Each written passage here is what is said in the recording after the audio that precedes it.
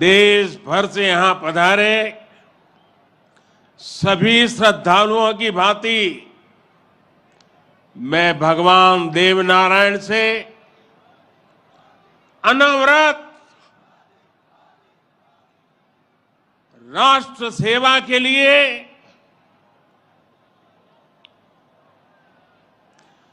गरीबों के कल्याण के लिए आशीर्वाद मांगने आया हूं।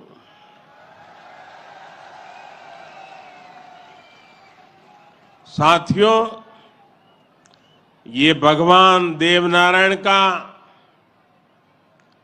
1111वां अवतरण दिवस है। सप्ताह भर से यहां इससे जुड़े समारोह चल रहे हैं। जितना बड़ा ये अवसर है, उतनी ही भव्यता, उतनी दिव्यता, उतनी ही बड़ी भागीदारी गुर्जर समाज ने सुनिश्चित की है। इसके लिए मैं आप सभी को बधाई देता हूं। समाज के प्रत्येक व्यक्ति के प्रयास की सराहना करता हूं। भाइयों और बहनों, भारत के हम लोग हजारों वर्षों पुराने अपने इतिहास, अपनी सभ्यता, अपनी संस्कृति पर गर्व करते हैं। दुनिया की अनेक सभ्यताएं समय के साथ समाप्त हो गई। परिवर्तनों के साथ खुद को ढाल नहीं पाई। भारत को भी भौगोलिक, सांस्कृतिक, सामाजिक और वैचारिक रूप से तोड़ने के बहुत प्रयास हुए, लेकिन भारत को कोई भी ताकत समाप्त नहीं कर पाई। भारत सिर्फ एक भूभाग नहीं है, बल्कि हमारी सभ्यता की, संस्कृति की, सद्भावना की, संभावना की एक अभिव्यक्ति है। इसलिए आज भारत अपने वैभवशाली भविष्य की नींव रख रहा है। और जानते हैं, इसके पीछे सबसे बड़ी प्रेरणा, सबसे बड़ी शक्ति क्या है? किसकी शक्ति से, किसके आशीर्वाद से? भारत अटल है, अजर है, अमर है। मेरे प्यारे भाइयों और बहनों, ये शक्ति हमारे समाज की शक्ति है। देश के कोटि कोटि जनों की शक्ति है। भारत की हजारों वर्षों की यात्रा में समाज शक्ति की बहुत बड़ी भूमिका रही है। हमारा ये सौभाग्य रहा है कि हर महत्वपूर्ण काल में हमारे समाज के भीतर से ही एक ऐसी ऊर्जा निकलती है जिसका प्रकाश सबको दिशा दिखाता है, सबका कल्याण करता है।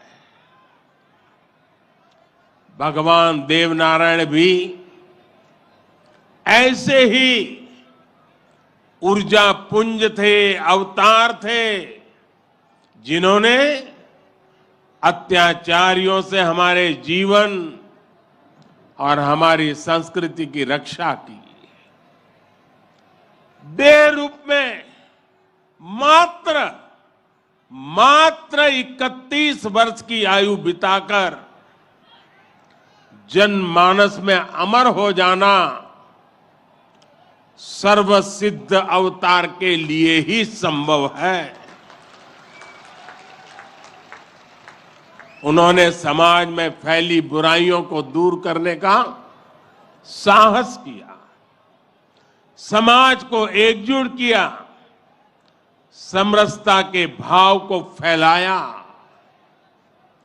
भगवान देवनारायण ने समाज के विभिन्न वर्गों को साथ जोड़कर आदर्श व्यवस्था कायम करने की दिशा में काम किया।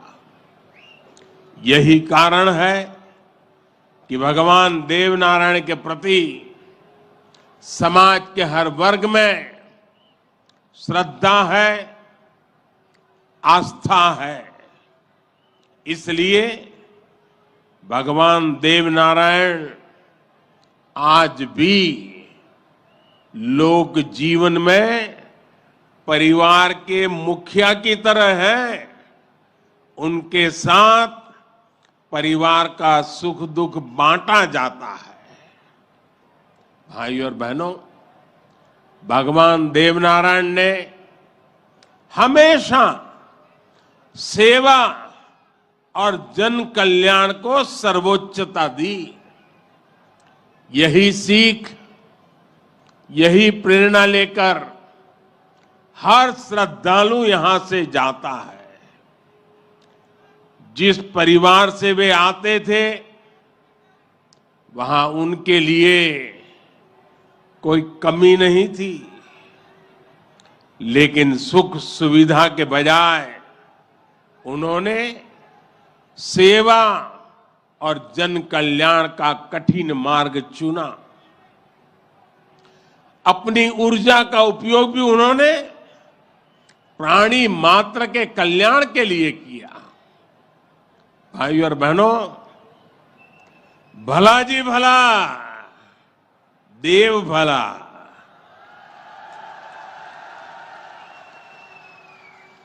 भला जी भला, देव भला। इसी उद्घोष में भले की कामना है, कल्याण की कामना है। भगवान देवनारायण ने जो रास्ता दिखाया है, वो सबके साथ से सबके विकास का है। आज देश इसी रास्ते पर चल रहा है। बीते 8-9 वर्षों से देश समाज के हर उस वर्ग को सशक्त करने का प्रयास कर रहा है जो उपेक्षित रहा है, वंचित रहा है। वंचितों को वरीयता, इस मंत्र को लेकर के हम चल रहे हैं। आप याद करिए, राशन मिलेगा या नहीं, कितना मिलेगा, ये गरीब की कितनी बड़ी चिंता होती थी। आज हर लाभार्थी को पूरा राशन मिल रहा है, मुफ्त मिल रहा है। अस्पताल में इलाज की चिंता को भी हमने आयुष्मान भारत योजना से दूर कर दिया है। गरीब के मन में घर को लेकर टॉयलेट, बिजली, गैस कनेक्शन को लेकर चिंता हुआ करती थी, वो भी हम दूर कर रहे हैं। बैंक से लेन देन भी कभी बहुत ही कम लोगों के नसीब होती थी। आज देश में सभी के लिए बैंक के दरवाजे खुल गए हैं। साथियों, पानी का क्या महत्व होता है, ये राजस्थान से भला बेहतर कौन जान सकता है। लेकिन आजादी के अनेक दशकों बाद भी देश के सिर्फ 3 करोड़ परिवारों तक ही नल से जल की सुविधा थी। 16 करोड़ से ज्यादा ग्रामीण परिवारों को पानी के लिए संघर्ष करना पड़ता था। बीते 3.5 वर्षों के भीतर देश में जो प्रयास हुए हैं, उसकी वजह से अब 11 करोड़ से ज्यादा परिवारों तक पाइप से पानी पहुंच चुक लगा है। देश में किसानों के खेत तक पानी पहुंचाने के लिए भी बहुत व्यापक काम देश में हो रहा है। सिंचाई की पारंपरिक योजनाओं का विस्तार हो या फिर नई तकनीक के सिंचाई, किसान को आज हर संभव मदद दी जा रही है। छोटा किसान जो कभी सरकारी मदद के लिए तरसता था, उसे भी पहली बार पीएम किसान सम्मान निधि से सीधी मदद मिल रही है। यहां राजस्थान में भी किसानों को पीएम किसान सम्मान निधि के तहत 15,000 करोड़ रुपए से अधिक सीधे उनके बैंक खातों में भेजे गए हैं। साथियों, भगवान देवनारायण ने गौ सेवा को समाज सेवा का, समाज के सशक्तिकरण का माध्यम बनाया था। बीते कुछ वर्षों से देश में भी गौ सेवा का ये भाव निरंतर सशक्त हो रहा है। हमारे यहाँ पशुओं में खुर और मुंह की बीमारियां, खुरपका और मुंहपका कितनी बड़ी समस्या थी, ये आप अच्छी तरह जानते हैं। इससे हमारी गायों को, हमारे पशुधन को मुक्ति मिले, इसलिए देश में करोड़ों पशुओं के मुफ्त टीकाकरण का बहुत बड़ा अभियान चल रहा है। देश में पहली बार गौ कल्याण के लिए राष्ट्रीय कामधेनु आयोग बनाया गया है। राष्ट्रीय गोकुल मिशन से वैज्ञानिक तरीकों से पशुपालन को प्रोत्साहित करने पर बल दिया जा रहा है। पशुधन हमारी परंपरा, हमारी आस्था का ही नहीं, बल्कि हमारे ग्रामीण अर्थतंत्र का भी मजबूत हिस्सा है। इसलिए पहली बार पशुपालकों के लिए भी किसान क्रेडिट कार्ड की सुविधा दी गई है। आज पूरे देश में गोवर्धन योजना भी चल रही है। ये गोबर सहित खेती से निकलने वाले कचरे को कंचन में बदलने का अभियान है। हमारे जो डेयरी प्लांट है, वे गोबर से पैदा होने वाली बिजली से ही चले, इसके लिए भी प्रयास किए जा रहे हैं। साथियों, पिछले वर्ष स्वतंत्रता दिवस के अवसर पर मैंने लाल किले से पंच प्राणों पर चलने का आग्रह किया था। उद्देश्य यही है कि हम सभी अपनी विरासत पर गर्व करें, गुलामी की मानसिकता से बाहर निकले और देश के लिए अपने कर्तव्यों को याद रखें। अपने मनुष्यों के दिखाए रास्तों पर चलना और हमारे बलिदानियों, हमारे शूरवीरों के शौर्य को याद रखना भी इसी संकल्प का हिस्सा है। राजस्थान तो धरोहरों की धरती है। यहां सृजन है, उत्साह और उत्सव भी है, परिश्रम और परोपकार भी है, शौर्य यहां घर घर के संस्कार है। रग राग राजस्थान के पर्याय है, उतना ही महत्व यहां के जन जन के संघर्ष और संयम का भी है। ये प्रेरणा स्थली भारत के अनेक गौरवशाली पलों की, व्यक्तित्वों की साक्षी रही है।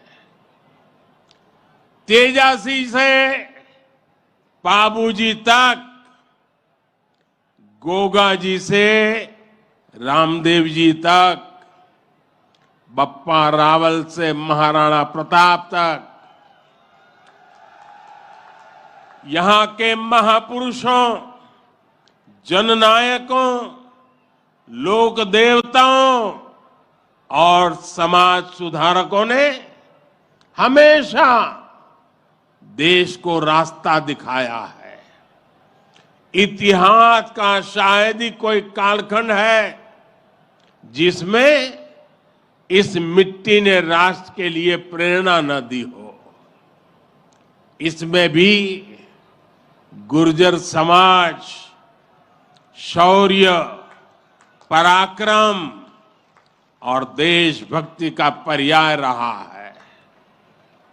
राष्ट्र रक्षा हो या फिर संस्कृति की रक्षा, गुर्जर समाज ने हर कालखंड में प्रहरी की भूमिका निभाई है। क्रांतिवीर भूप सिंह गुर्जर,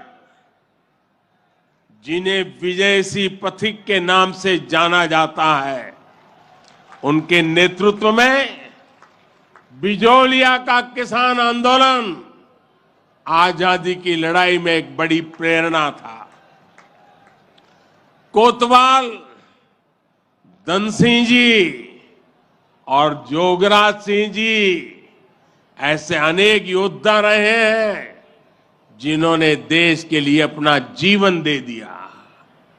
यही नहीं, राम प्यारी गुर्जर, पन्ना धाय जैसी नारी शक्ति की ऐसी महान प्रेरणाएं भी हमें हर पल प्रेरित करती है।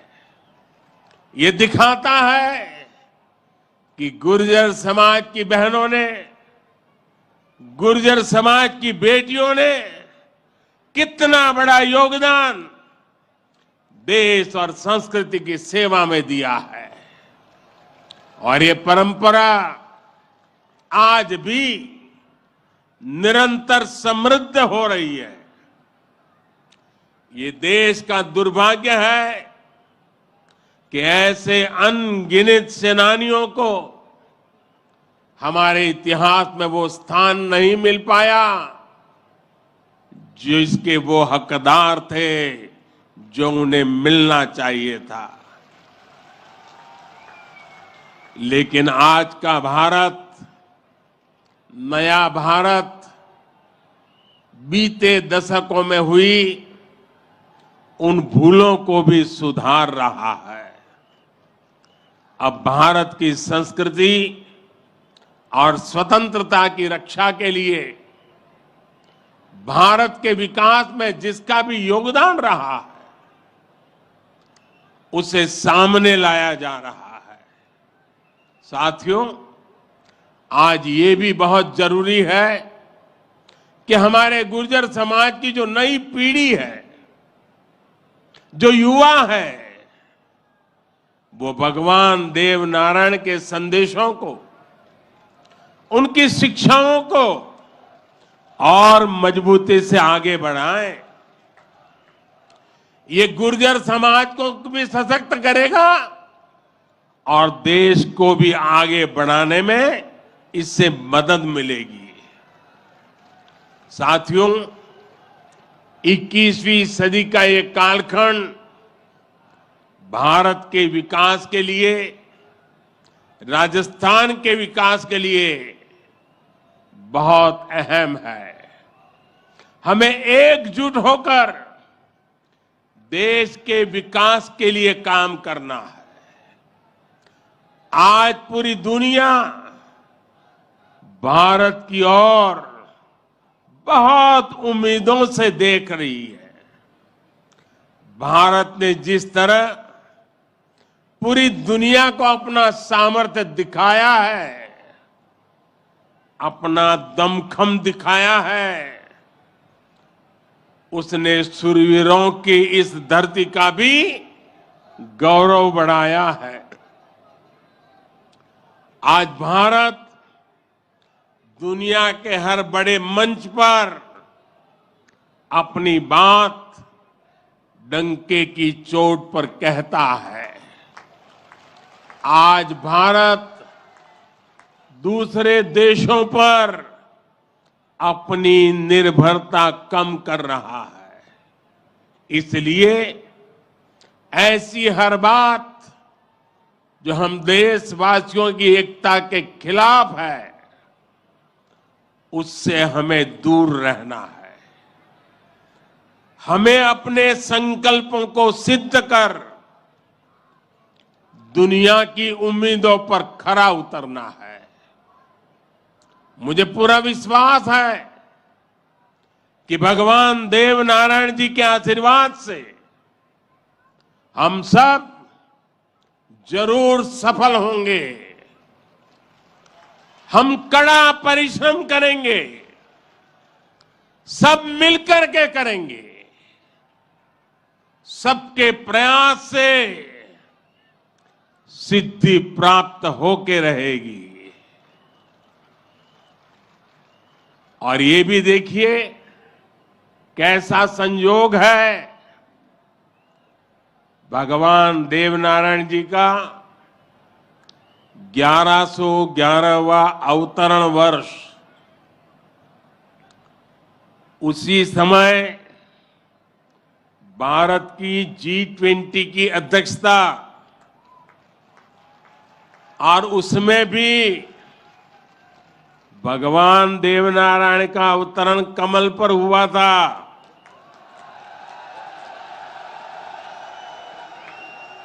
और G20 का जो लोगो है, उसमें भी कमल के ऊपर पूरी पृथ्वी को बिठाया है। ये भी बड़ा संयोग है। और हम तो वो लोग हैं जो पैदाइशी कमल के साथ हुई है।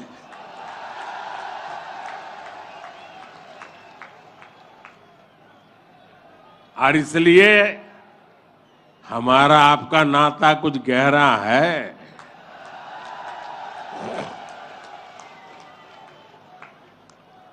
लेकिन मैं पूज्य संतों को प्रणाम करता हूं। इतनी बड़ी तादाद में यहां आशीर्वाद देने आए हैं। मैं समाज का भी हृदय से आभार व्यक्त करता हूं कि एक भक्त के रूप में मुझे आज यहां बुलाया, भक्ति भाव से बुलाया। ये सरकारी कार्यक्रम नहीं है। पूरी तरह समाज की शक्ति, समाज की भक्ति, उसी ने मुझे प्रेरित किया और मैं आपके बीच पहुंच गया। मेरी आप सबको अनेक अनेक शुभकामनाएं हैं। जय देव दरबार, जय देव दरबार, जय देव दरबार।